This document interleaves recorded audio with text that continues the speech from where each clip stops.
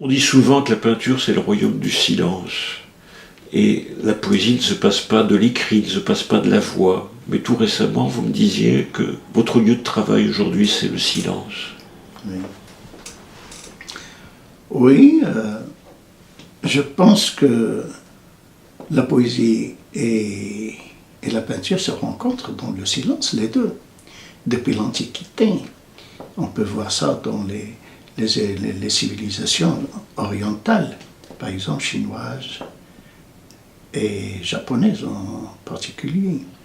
Mais pour moi, je suis arrivé, après des expériences, tout ça, à l'exigence d'écrire, comment dirais-je, dans le silence. Ne pas écrire sur le silence ou du silence, mais dans le silence.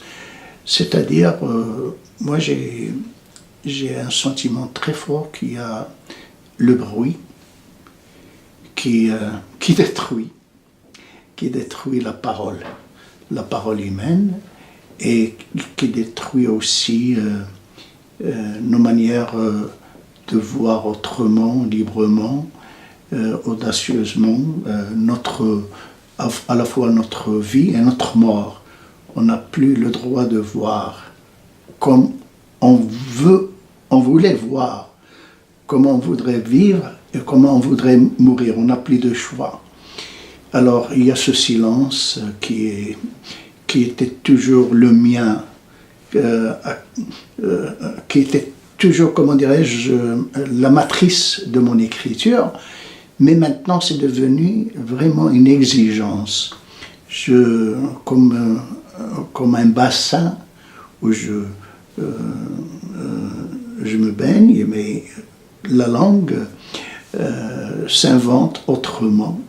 Et je suis à l'écoute de ce silence. J'ai beaucoup de patience, il faut avoir de la patience parce que c'est très très dur de travailler sur le silence. Le silence, c'est pas seulement le silence avec la parole, c'est pas évident. Vous voyez? Alors c'est pourquoi je voudrais pas tomber dans le côté, ce qu'on dit, mystique. Tout ça, ça m'intéresse pas. Je défends, moi, la parole poétique.